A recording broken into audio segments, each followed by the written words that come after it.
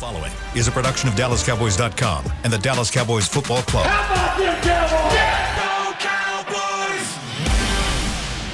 This is Talkin Cowboys. Streaming live from the Dallas Cowboys World Headquarters at the Star in Frisco. First down. Handoff, Elliott plowing to the goal line. Barry, sacked by Moore. Prescott keeps it, and he bangs it in for the touchdown. And now your hosts, Isaiah Stanback, Heckma Harrison, Rob Phillips, and Kyle Yeomans. It is a Thursday edition of Talkin Cowboys presented by Tostitos, the official chip and the official dip of the Dallas Cowboys. Here from the SWBC studios at the Star in Frisco. We're about to break it down. Cowboys defense. Cowboys offense versus the Broncos defense. Sorry, y'all. Got to mix it up every once in a while. Wouldn't bother you. But yeah, we're going to do offense v defense today. And can the Cowboys get Dak Prescott back? And if they do, then how much can they put up on a Broncos defense that actually has some pretty good pieces to it? Heckma Harrison, Isaiah Stanback, Rob Phillips, Chris Beam in the back. I'm Kyle Yeomans. Gentlemen, how's it going? Good. Fantabuloso. Swell, as always. Nice. I like Heckma's jacket today. It's very nice. It's nothing, man. It's nice. It's not nothing. Yeah. It's nothing. Wow. I mean, Okay. come on, guys. Is that Carhartt? What's that? It's a brand that's associated with the Cowboys. Hey, I'm sorry. I don't own You don't know I anything? think Heckman gets so many free things sent just- to him by just sponsors. I think he just forgets just loses track. You know, honestly, I could see that. You gonna start early, huh? That's right out here. Bam, bam, bam, Essilor, nice Bam, bam, jacket, bam, bam. Nike. polos and hoodies that we've never seen before. You know, the one drops. You know, just I feel bad for the fans at home because they can't even see his kick game. yeah. I didn't even see it today. Let me see. Yeah, it's nothing. good. It's good. You got to turn into one of those social media influencers. Just kind of drop a sponsor, here. get some free swag. Y'all lucky these doggone cameras are fixed because I would take you guys on a little trippy trip. Just unscrew it from the middle and just You guys take are it too down much. to his shoes. You guys are too much, man. Yeah, we are. All right, news and notes for the Cowboys yesterday. We've got some Dun, dun, dun. on the field news and some really cool off the field news as well. So tons of things here. Break it down slowly. Make it plain. What would you like me to start with? Let's start on the field. On the field, let's see. Cowboys had a modified practice on Wednesday. It was an hour and 16 minutes to the dot, according to head coach Mike McCarthy, Hour and 16 minutes. Including warm-ups? including warm-ups. Whoa. Jesus. Just got on the field. This new age, man. Hey, your checks would have been cash still Bruh. the same. No, it's I had at least 4 more games than me. This schedule. It's not soft. It's not SAWFT. It's not. I don't. That's not why. What else? So partially, it's coming off the late game, right, and the late road trip. The other part is he wants. This is his style. He wants to devote more film time yesterday to an uncommon opponent. They haven't played the Broncos in 4 years, and the team's completely different than it was last time. So that's why they did that. They're back in pads today, and I'll be interested. We'll all be very interested to see how much Dak Prescott does, because we'll talk about him later. But the hope and expectation was if everything goes good, he'd be full go today. And that would obviously be a very good sign for Sunday. Do you want to see that full go today? Is that a Of course. If that is the case, do you think that 100% Sunday comes along, if everything goes right, and at the end of the day, or I guess going into tomorrow, we talked to Mike McCarthy, and he says thumbs up on Dak Prescott. Number 4 is going to be behind center. I still think it's like, how does he respond the rest of the week? Because it's a calf, and calves are weird. But would it be trending in that direction the right way? Yeah, absolutely, it would be, I think. What do you think, Isaiah? Yeah, I would like to see him full go. I mean, it's Thursday. It's Thursday, so 72-hour rule. Actually 75 hours from right now. So, you know, we need to see that. We need to see that to have that sense of security. Otherwise, we're going to be rushing back to Cooper. It's going to be rush hour? You see what I did there? It's going to be rush hour 5? Yeah. Clever transition by Isaiah Stanback. Of course you want to see him out there. You want to see him, moving, not having any problems. I think when the pregame happened and everybody was waiting on the tweet from Rob P. to say whether he was playing or not, it was important to know if he'd had any residual effects after the week that he had against New England. right now, what's important is just him being healthy. And I believe that Britt Brown, and as much as we talk about how extensive he is with rehab and how guys trust him, it's in his hands. And you saw when he came to Dak before in the pregame and told him he wasn't playing, Dak didn't argue much with him, and he was okay with it. So whatever. What about this week? What if that happened this week? I think whatever course. I think whatever course we take. And right now, the way that things are, we need a healthy Dak Prescott over the next half of this season. I think that's what's important. And if there's any effects, anything that slightly could be wrong, and you've talked about this before, Isaiah, Zach, you don't want this to be a lingering thing through the rest of the season. And if we can put that to bed, I'm okay with that. Yeah.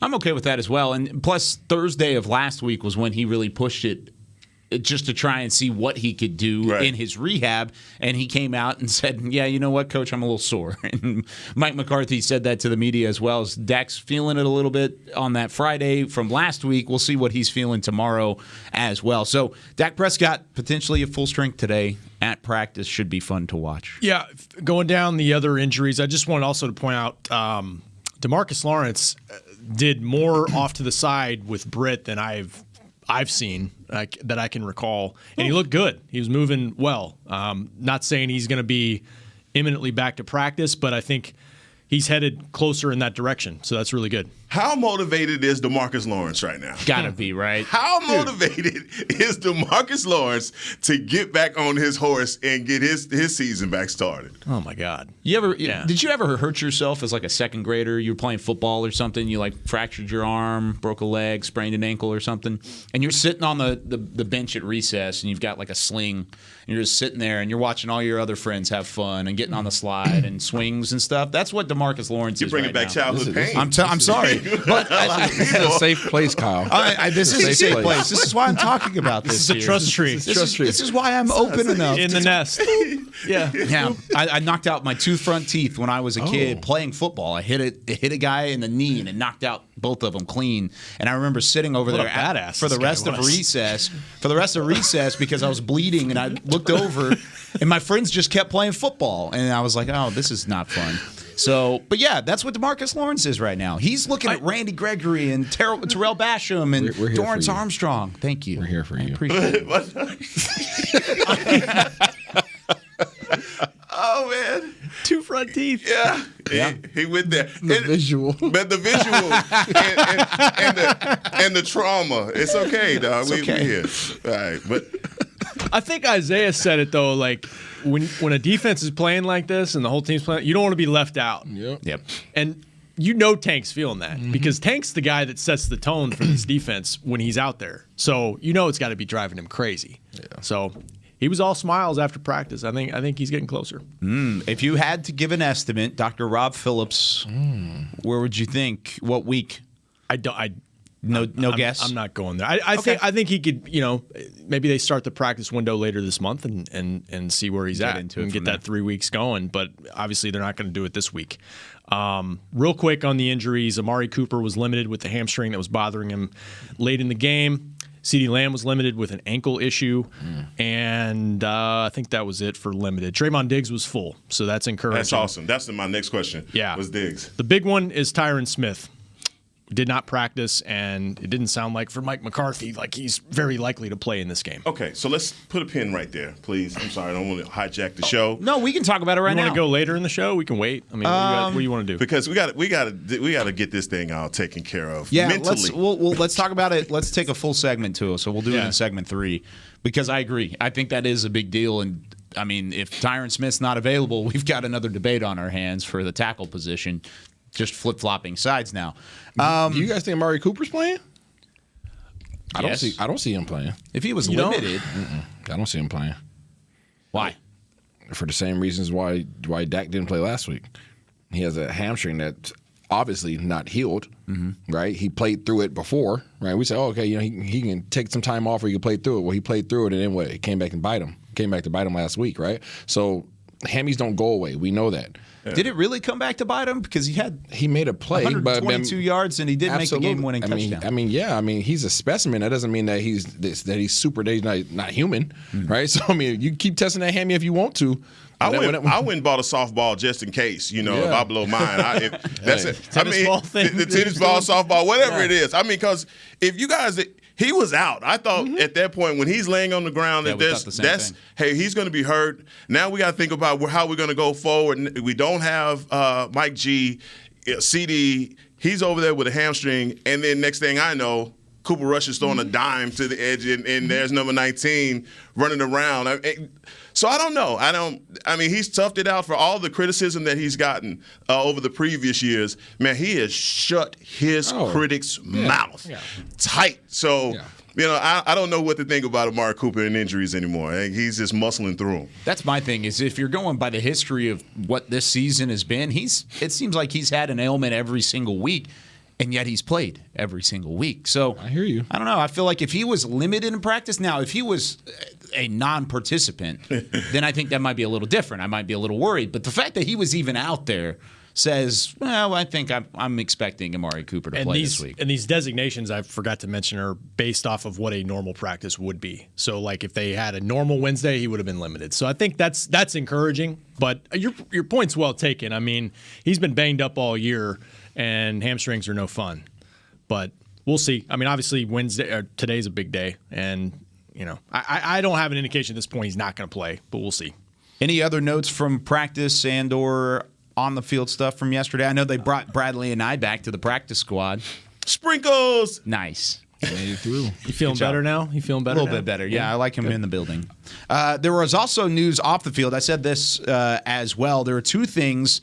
One of them really, really cool, and that is the Medal of Honor. The Cowboys are going to be wearing a commemorative stripe on their helmet. The red, white, and blue is back for the first time since 1976. When Roger Staubach and stuff. There's the helmet right there. I mean, that is so clean, super cool look, and the Cowboys are going to sport it at AT&T Stadium on Sunday. You see it right there. It's the normal blue and white stripe, and then accompanied by that red stripe. And they've also got the Medal of Honor patch on the end or on the back end underneath that American flag, and then the salute to service ribbon on the right. So the Cowboys got some cool stuff coming up this weekend. That means the stadium's going to be lit. Yeah.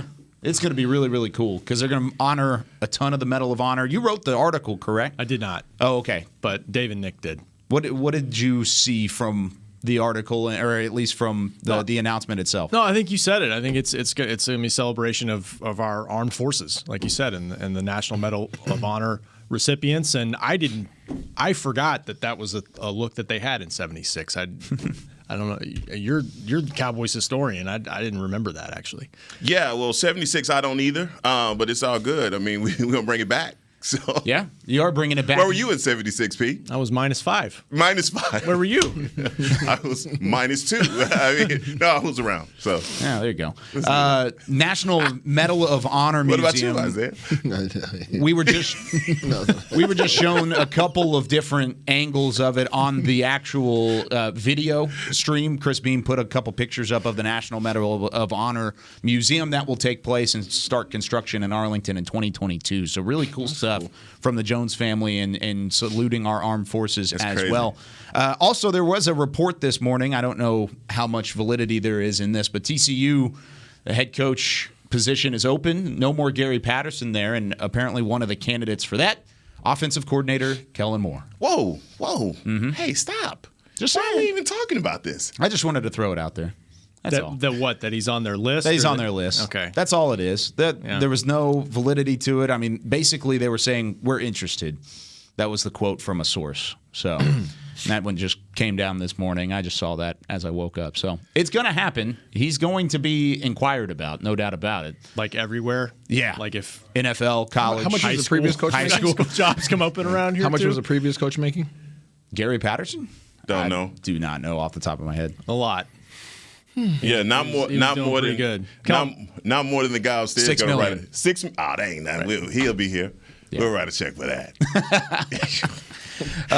All right, let's take our first break. When we come back, we're going to start previewing the Cowboys offense. Can they have some success against the Broncos defense when we return with more Talkin' Cowboys? Honey, big news. Gary, are you okay? Oh, I'm not Gary anymore. I'm Jackie Flash. What? See, I want the latest smartphone, but the best deals are only for new customers. So, to get a new customer deal, I changed my name to Jackie Flash. Okay, but the best smartphone deals at AT&T are for everyone, new and existing customers. That's huge. Then guess who's getting a deal? Is it Jackie Flash? Jackie Flash. It's not complicated. At AT&T, our best smartphone deals are for everyone. Restrictions apply. Visit att.com for details. New Dr. Pepper Zero Sugar. You deserve it. I do deserve that. You deserve decadent flavor without sugar. And a day at the beach without sand getting everywhere. And a relaxing bath that your children don't interrupt. I deserve all that? It's really just a visual metaphor for Dr. Pepper Zero Sugar. Everything you want, nothing you don't. A visual metaphor on the radio. I do deserve that. Dr. Pepper Zero Sugar. The zero you deserve is finally here. Before there was a draft, you could size up a cowboy by 3 simple factors: the crease in his hat, the bend of his brim, and his unbending attitude. A man's Stetson didn't just protect him from what life threw at him, it projected a rugged, unstoppable spirit. Stetson hats are still American-made with pride right here in Texas. They're still the unofficial crown of all self-respecting cowboys, and Stetson is proud to be on the field with America's team. Find a retailer nearest you at stetson.com/cowboys. There's nothing as unique as our eyes, which is why Essilor pioneers ways to make lenses as unique as you. Verilux for super sharp vision, Essential Blue for protection, and Crizal for freedom from glare. 3 cutting-edge solutions in a single unique lens. So whatever your needs, insist on Essilor. Visit your local Essilor experts and find the perfect lens for you. See more, do more, Essilor. Back to Talkin' Cowboys. Back here with more Talkin' Cowboys presented by Tostitos. And as always, it is a great people, great pay replay. Jason Witten has joined the Caliber Collision team. You can join him to do great work with great people for great pay. Apply now at jobs@caliber.com. That is jobs@caliber.com. Pull your book bag out. Pull the prison wallet out. Digital today. Straight digital. Oh, no. Money moves faster that way. Good. Built Ford tough, man. That's right. Built Ford tough. Heckma Harrison, Isaiah Stanback, Rob Phillips, Kyle Yeomans with you. As we start previewing the Cowboys offense, will they have Dak Prescott back? Maybe. Will they put up big numbers against the Broncos? What say you, Rob Phillips? I said yesterday, who's playing quarterback? No, I think they got a chance. They showed regardless of who's in there, they can move the ball. Now they only had 20 points against Minnesota, but Denver's got, like you said, Kyle, Denver's got some players on this defense, and they made some plays late in the Washington game that were impressive. Justin Simmons is a really good safety for them. They got to replace Von Miller, and they made a trade late in October for Stephen Weatherly, who made some plays late in the game for them. But they've had issues on defense, and I'm sure you guys have seen that as well. I mean, teams have been able to run on them a little bit, so I'm interested to see how their defense responds after they trade away their franchise player. That's anytime that happens, even though you're 4-4 and you're still in it. Like, what's the mindset? What's the mentality for that? Especially after starting 3-0. And that was going to be my question for you. I mean, isn't that a little demoralizing, or does that signify we are packing it up for next year when you trade off Von Miller at 4-4? No. What does that say to the rest of your team, and what will that defense, their vibration be like in a game that they need to win? Yeah, I mean, they're going to find out the character of their team, right? They're in a very competitive division right now. They're down 1 game, really, for Pretty first much. place. So they're down 1 game for first place. So regardless of who's there and who's not there, they all need to show up and ball out. Von Miller being gone doesn't do anything to these guys in the locker rooms. I mean, in terms of their play, simply because of the fact that they knew he wasn't going to come back next year. Right, so to your point yesterday, trade him away, get some doggone equity, and utilize that to build your team going forward. So they understand, guys understand the business aspect of the game, but somebody does have to fulfill that role now. Somebody has to step up, and unfortunately, they've been getting freaking just trampled on defense on front there. They got a couple of dudes. Shelby Harris, he shows up on film a lot, but on I think majority of their weapons are at the end of the secondary, cornerback position, and at the safety position. Now, I got to ask you, man, because watching Pat Surtain, and I was, giving you a little shade during the draft and all that about Pat Surtain, because that's a guy you really wanted. And I agree, man. His first couple of games, when you go back and watch him, he's playing lights out in Fangio's scheme. But I just feel as though, even with Justin Simmons, and he is somebody I wish we would have been able to get in free agency, but those two guys together probably are going to be the future of this defense going forward, if you just think about just them, their age and whatnot. But how do you feel about Pat Surtain? Because he's not traveling, as like our guy. How do you feel about him in the matchup this week with CeeDee Lamb or Amari Cooper? I feel fine. I don't think there's too many cornerbacks in this league that I wouldn't feel good about our matchups. He's a young guy. He's talented. I think he still has a ways to go to be a dominant guy. He's not what Diggs is to us right now. So, with that said, I'm not threatened, but he is a good talent. Yeah, and what do you think about the way that this defense is built? Because the front seven hasn't necessarily had a ton of success, and then, like we just talked about, they just gave away pretty much for a second and a third-round pick their top pass rusher. So do you believe the secondary is built well enough on the backside that they can still take advantage? I don't think so. Not right now. They're going to have to do more. Kareem Jackson, he's okay.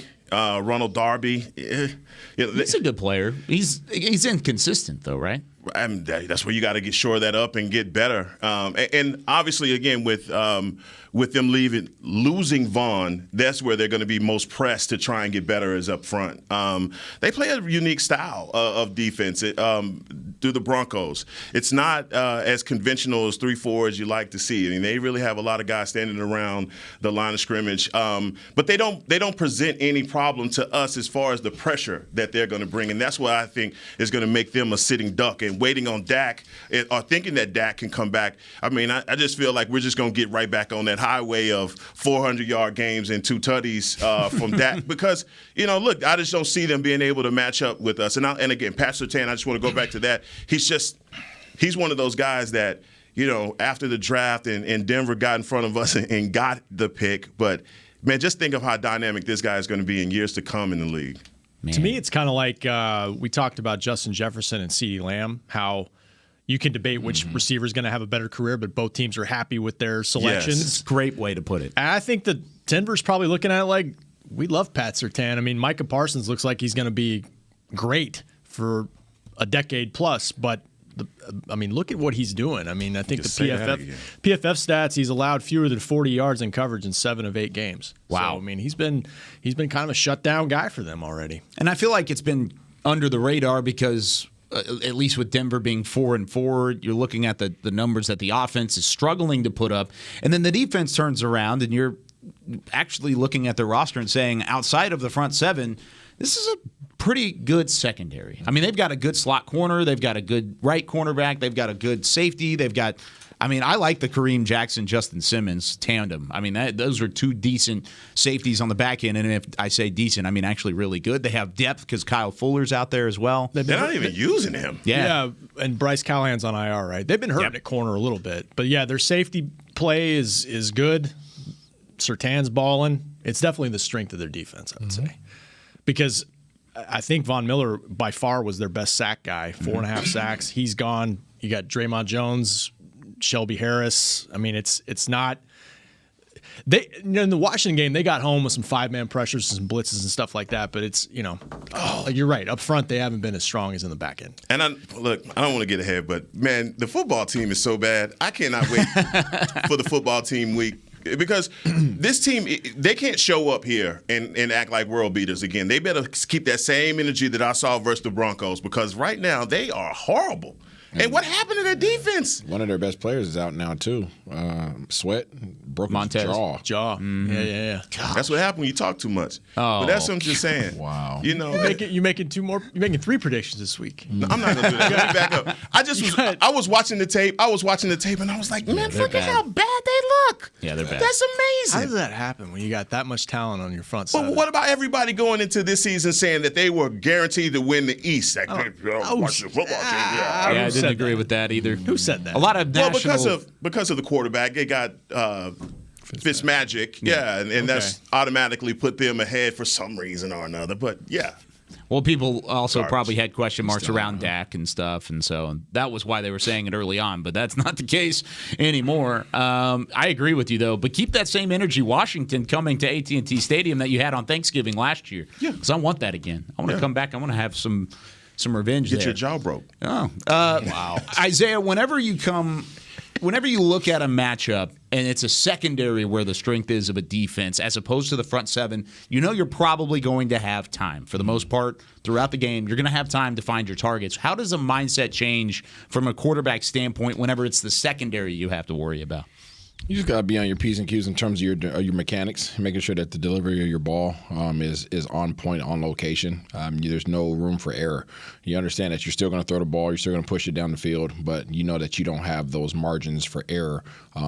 Say if you're playing DB, you're on my left side. I need to put that ball on their right side shoulder, right, and I can't afford to miss even 12 inches, because if I miss 12 inches, that dude might make me pay. So you really just dialed in terms of all the how precise you are with your passing and your decision making.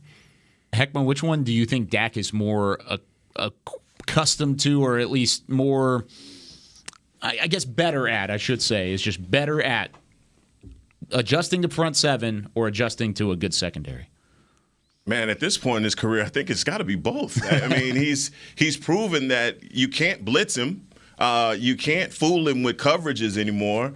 There was a time in Dak's career where, he was facing those 8 and 9-man boxes, and I thought it was so disrespectful because people would never play Aaron Rodgers like that, or they would never play Patrick Mahomes like that. And now he's gotten to the point where he's identifying and able to make the decision. So, I just feel like where we were with Dak after the New England game just proved his progression from his first year all the way through the contract and where he is now, and that's why people are talking about MV Pizzle. You like that? With your chest. Yeah, I mean, just watching that Washington game back, I couldn't tell if they're just playing off, trying to keep everything in front of them. Like you said, they got a good secondary. There's some opportunities in the run game in that case, for sure. For Zeke, Tony Pollard. Also, Washington got the screen game going. They got guys out in space with the short passing game. And that's what we saw before Dak got hurt. Like, most teams started playing back and saying, we're not going to let you beat us deep. Right. And then they get punished in the run game. And that could happen again Sunday if Zeke and Tony get going, assuming Dak plays in this game. And even if Cooper Rush doesn't play, you like your chances in the running game this week, just loading up versus them because they give up so many yards rushing. So, again, going back to that same game, like you said, they play so soft and allow those open zones. And that's why I feel like this may be your Schultzenegger game. Schultz too. Yeah, you can run that back this week for the DraftKings because it didn't happen last week. I actually like Pollard a lot in this game, simply because when you watch, what game was I watching? Was it the Cleveland game? Yeah, I was watching the Cleveland game, and their running back and how he was just cutting all over the place. Dearness Johnson? Yeah, Johnson. Yeah, he's and shifty. That's the third. Yeah, that's their third. But he mimics Pollard more so than some of these other backs, and the abilities that he was exuding when he was able to press, and then cut backside and really just hit those seams and explode beyond that second level. That's what I envision Pollard being able to do in this game. Obviously Zeke. When I say Pollard, we're still going to see Zeke, but I think Pollard can really light this game up with the explosiveness that he has. You think that's – how about this? How about over under 30 throws for Dak Prescott? 30 pass attempts, because he's thrown over 33 times. He's thrown under 33 times. Which one do you think it would be this week? You think because of the run game and the success that they could have there that he puts the gun in the holster and he – I'll say 32 passes. 32, right around there? I'll go slightly over. Slightly over? Yeah, I would agree. Slightly over as well, because you're going to rely so heavily on the running game. And I think that's a smart move, especially with what Denver gives up. And the way that we got Cooper Rush off was even in those first and second, we were running on first down. We were not throwing the ball on first down.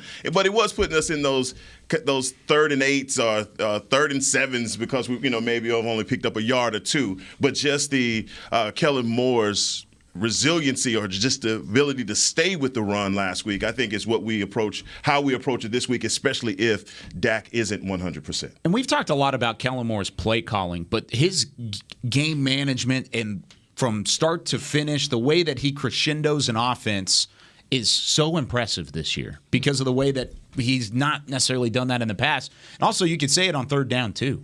The Cowboys holding the Vikings to 1 of 13 on third down, and then the 50% from your offense. What has been the biggest change, Rob, whenever you look at the third down offense and why they've been so successful in the last couple of weeks? I think whenever you have a running game like this, you get in more manageable third downs, and you're not. I have to go back and look at it, but I don't. I think sometimes they get in themselves with pre-snap penalties. They'll get in first and long or second and long, but they're always able to kind of get it back to a manageable third down where it's not. They're not a lot of third nines. When it's more mid to short yardage on third down, he's in his bag and he can come up with a lot of different ways to throw you off balance. I think when you have a run game, it makes things so much easier. Isaiah? Yeah, I think it's a combination of those things. Obviously, you want to be in manageable down and distance, but I think Kellen Moore has gotten him a lot more creative. I just think he has. I think mixing up personnels, mixing up concepts, running, passing, all those things. He's made the defense play on their heels. Right, and defenses can't play downhill. They can't be that aggressive because he'll make you pay for it. One of the crazy stats, just talking to our ability, whether pass or run, I just came across this. Dallas is leading the league in average plays per game. 69.7, just ahead of Buffalo. So our ability to be able to throw 30 times and still get 40 runs in is still something that's doable. Credit the defense for that too, because they're giving them extra possessions. Right, and that's dragging your defense through the mud. If we have 69, 70 plays per game, but also back to Dalton Schultz. I think on third down you have a possession receiver that you know that you can go to, and you talk about the pick your poison aspect that the defenses have to deal with. On third down, you're looking on the outside to make sure that you don't get gashed for a big play, and somehow, some way, they're losing track of Dalton Schultz. So that's just a testament to Wilson. And Wilson, yes, exactly. And so when you have guys like that can sneak underneath and are sure-handed and get you that first down, and going back to Kellen Moore's just ability to diagnose defenses and him and Dak be on the same page, again, I think that's just a testament to how well this year is going and how explosive this offense is. One of the things about our ability to convert on anybody's ability to convert on third down is how confident the defense is in what you're presenting on third down. Damn right. Right. So when you're preparing for the week, the offensive GAs do an amazing job of giving you all these stats and analysis of, hey, when these guys are in this is what they like. This is what they like to do. This, you're literally in a huddle. Hey, if they, when we come out 11 personnel on third down and 3rd and 5, they're blitzing, 62% of the time. Like, you're speaking in data, right? That's literally how much information you receive. So when you are mixing up the personnels like these guys are doing on our side of the ball, it makes that really confusing. What data do they have to go to? Right? You come out in a doggone wishbone. There's no data for that. No. Right? When you come out in a big personnel, you come out in 13 personnel, you come out in 11, all of a sudden you got fly sweeps with pitches to Cedric Wilson. He's throwing passes. Like, what data do you have that shows? There's no next-gen stats on that. PFF can't do anything there. And it's a lot of stuff, like you said, a lot of weird stuff he'll throw out there that makes you work on that and maybe waste time on that during the week. Well, then you're hesitating. Right, as a defender on third down, you need to know and react. Right, because the sticks are right there. You got to be able to jump on that thing. When you have to now sit back and analyze what's going on, now I'm on my heels. Now I'm overthinking what's going to happen. And now guess what? That's hesitation, and that hesitation costs you. Right, all I need is half a step, and boom, we got you. Real quick, something you jogged my memory about just how creative he's been. Something he said that was pretty cool a couple weeks ago about how every Monday, and I'm not saying this is the only team that does this, but he gets with some of his offensive staff, like Kyle Valero, offensive assistant, and they just spend some time like kicking around things they saw, brainstorming things they saw in the college game, things they saw in the NFL game, and just kind of compile it all together. He's a young, young offensive mind, and he is creative, and I think. Boy. He's got that playbook. Young boy genius. That's awesome. I mean, that's dope though, right? When you could put tradition to the side and say, I respect what's been in the past, but I'm adding a wrinkle. Right, and as long as I stay within the rules of how many guys on the line of scrimmage and all that stuff, I can do whatever the heck I want to. Once your mind is open to that, He could be the doggone Elon Musk of football. Yeah, you know what? All of that, man. That sounds good in theory, but you have to have the personnel to pull it off. Absolutely, no doubt. You got to have the personnel to pull it off. He has a full toolkit. He has a whole garage full of tools, and he's just like, I might as well build something. And maybe that's something in the past that we absolutely didn't have. Yep. And going up against other opponents, they didn't have to prepare the same way for us as we had for them. So what you bring up is very important. Is like when you go to film study and you look at third down, and they have 20 different packages that you have to look at. You spend all day out on the practice field trying to figure that out. Then you get in the game, and then they do something completely different. Maybe he's the Tony Stark of the NFL. Ooh, I like that. Maybe that's Iron Man. We're going to lose him for real now. Yeah, he's done. Elon Musk and Tony Stark. That's just great. That's just great. One of the tools in the tool shed, or I guess one of the weapons in the arsenal, Dak Prescott versus top 5 scoring defenses in his career. By the way, the Broncos are second in the NFL in scoring defense allowed, 17 points per game. Prior to this year, Dak Prescott was 6-5 and had 23 points per game. This year, he's 3-0. With over 37 points per game against top 5 scoring defenses when facing them. It's going to be 40 burger Monday? Is that what we're talking about? I love that idea. But who's going to be protecting his left side? Who's going to be protecting his blind side? When we return with more Talking Cowboys.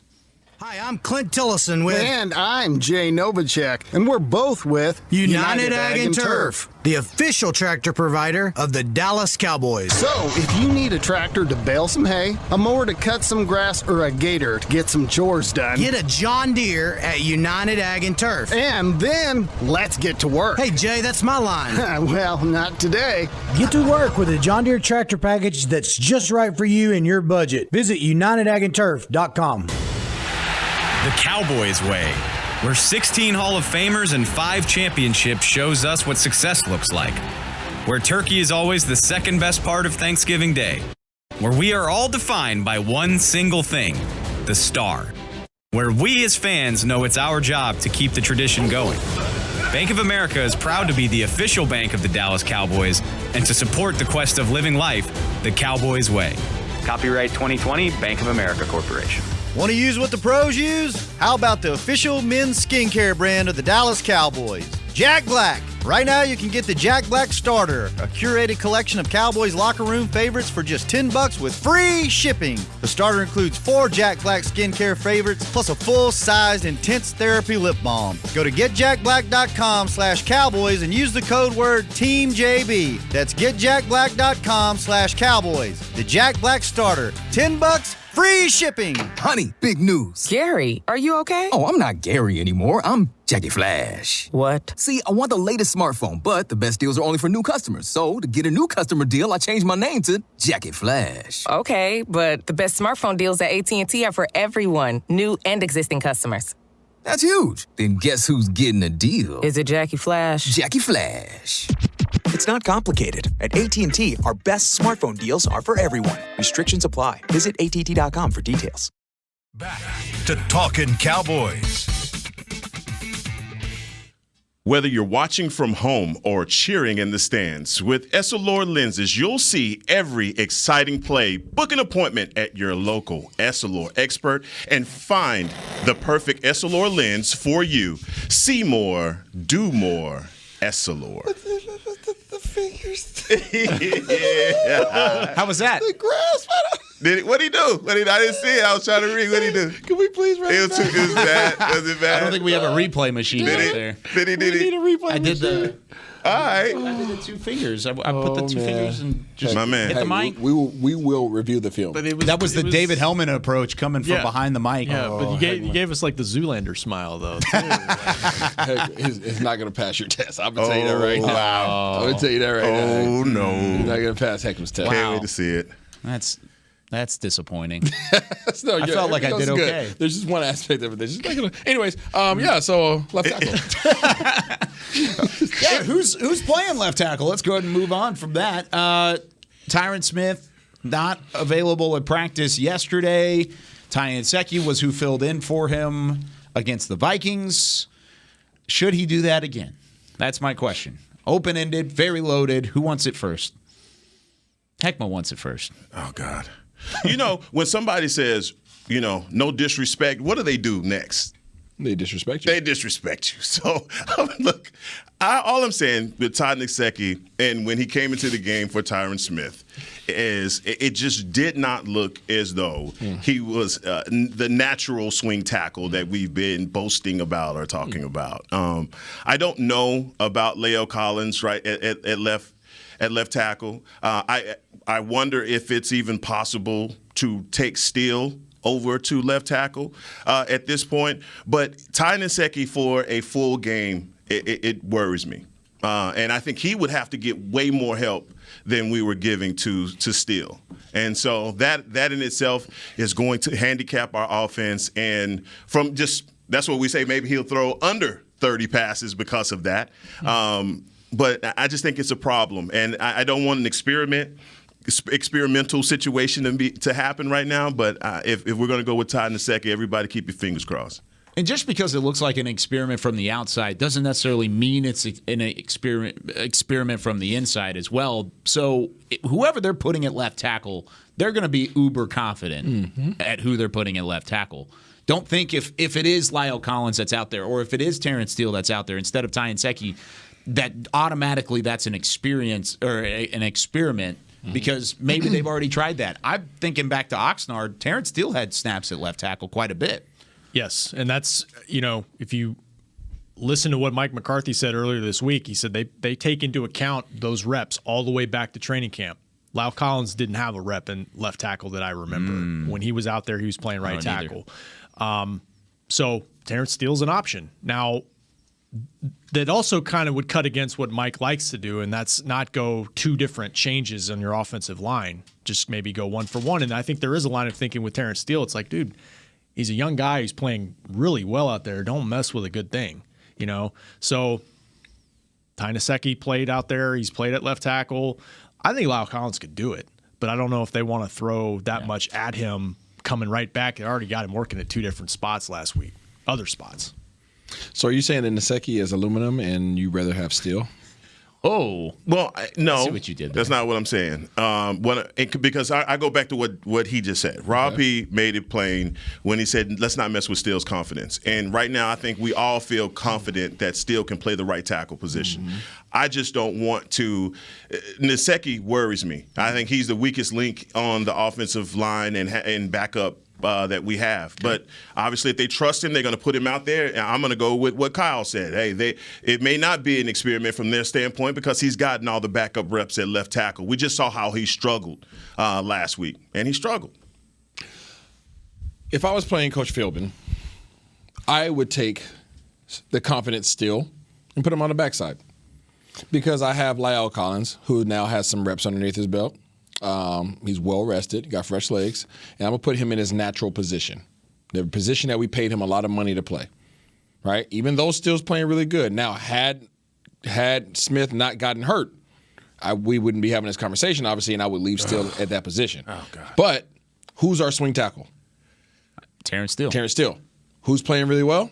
Terrence Steele. Terrence Steele. I'm going to take that same confident player, put him on the opposite side, and I'm going to insert my all-pro and put him at that right tackle and say, now I need you to show up and play how you've been playing. But how do you feel about Terrence Steele next to Connor Williams? I feel Terrence Steele is our swing tackle. That's what he's paid to do. He just so happened to be filling in at right tackle for our all-pro guy who was gone. So being that he's our swing tackle, now our all-pro guy is gone and our other all-pro guy can't be there, he has to swing over to the left side and keep fulfilling his obligations that he's been doing for this team. Keep making those contributions. You just said it. You don't feel good about Nsekhe. Nseke's a backup, right? I consider Steele a backup, but Steele is a two-person backup versus Nseke's a one-person backup, right? So I feel a lot more confident with Steele, and then you add in the fact that he's been playing really well.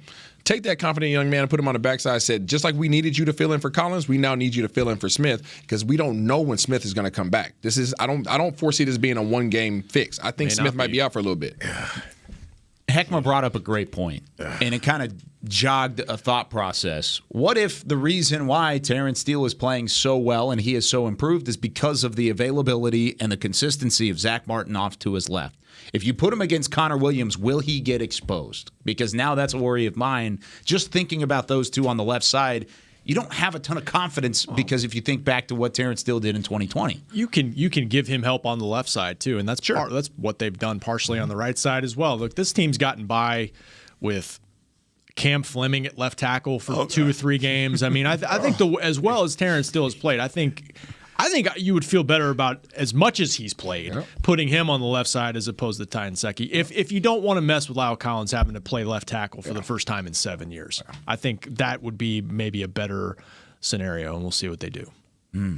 Just logistically, it makes sense, and you make a perfect case for why you put Steele at left tackle, because that's his job. I just feel like where he is and the confidence that he's built up on the right side, I don't want to tinker with that. And we're just in a position where Ty Nsekhe has to play. If we know how good Tyron Smith is, and that's something that you go to bed at night not even having to worry about Dak's blind side. You're going to worry about that if Ty Nsekhe is at the left tackle. Here's the other thing, too. What if Lyle Collins is working his way back into the right tackle spot anyway? And it's a natural transition? Maybe. I'm just throwing that out there. I mean, I think Terrence Steele has played well enough to keep starting there, but Lyle Collins is a really good player. And I think the main reason why he didn't play much was that they're working him back in last week. No, I think that's a great point because there's a high probability that that's the case. I mean, just because of the contract and because of the way that Lyle Collins has played, maybe Terrence Steele does move out to left tackle and he gets some extra reps there and sees what happens from then on out. Is Dak back this week, P? Come on. Crickets. At this point, the way they've talked about it, I think yes. I can't say that with certainty, though, because it's a calf. It's a calf. We felt good about it early last week, and they didn't do it. Percentage-wise. Percentage on whether he'll go. Ask me tomorrow. Okay. Ask me.